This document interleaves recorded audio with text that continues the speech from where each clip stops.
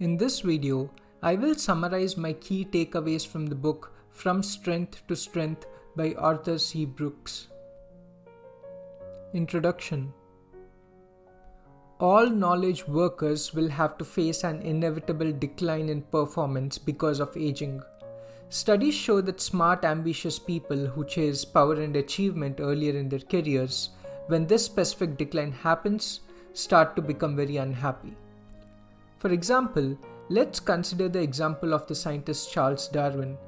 Once Darwin published his magnum opus on the origin of species at the age of 50, he hit a wall in his research and could not make any new breakthroughs. In his last years, even though he was still very famous, he was increasingly unhappy about his life, seeing his work as unoriginal and unsatisfying.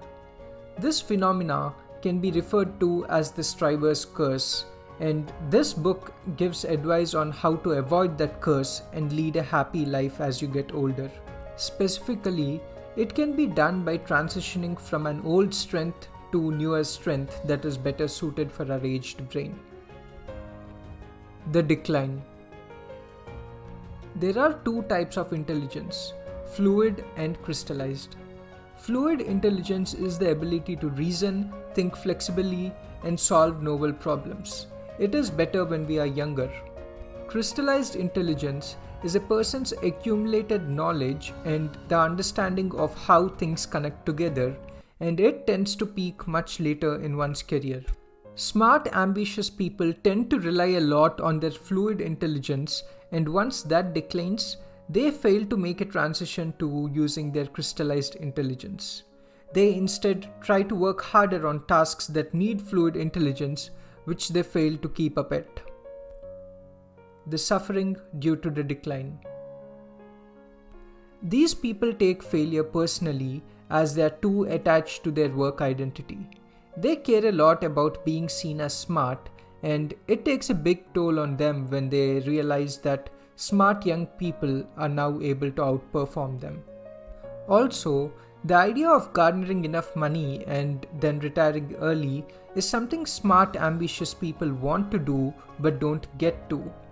This is because people compare what's enough with respect to what their peers have, and their peers are continually accumulating material wealth. So, if you tend to work a lot now, you will likely continue to work a lot late in your career, barring a major change in how you see the world. How can we avoid this fate? Let's get into that next. The solutions. Solution number 1. Transition from using fluid to crystallized intelligence. If your career solely relies on fluid intelligence, which is the ability to reason and solve novel problems, it will peak and decline early. Instead, if you can repurpose your professional life to rely more on crystallized intelligence, which is the accumulated knowledge you have over many years, the peak will come much later, if ever. Examples of such careers are teaching, writing books for general audience, and so on. Solution number 2. Do fewer things. As you succeed, our instinct is to keep adding more and more things to the bucket list. Once you're older, you would now realize that your body needs much more time to recover. You can't pull off that all-nighter and still be active the next day. This means that you'll have to strip off many things from your bucket list and only do the things that matter the most. Learn to be satisfied with fewer things, because satisfaction is basically what you have divided by what you want. You can massively increase your satisfaction by just reducing what you want. Solution number 3. Prioritize your social relationships. The biggest study on happiness done by Harvard shows that relationship satisfaction is the key deciding factor for health and well-being. More studies show that the health outcomes of loneliness is comparable to smoking 15 cigarettes per day. And we know that extrinsic goals centered around accumulating material wealth never satisfy you, whereas intrinsic goals centered around fulfillment from deep, enduring relationships give you lasting satisfaction. So prioritize your social relationships even very early in your career, And don't let your professional career deteriorate them. Imagine that you have just 1 year to live, and this helps you bring things in context. You're much more likely then to take a weekend away with your family rather than stay late to impress the boss.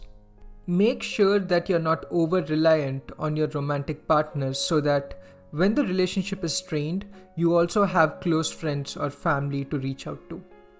And these are my key takeaways from reading the book From Strength to Strength by Arthur Brooks. Let me know what you guys think in the comments below.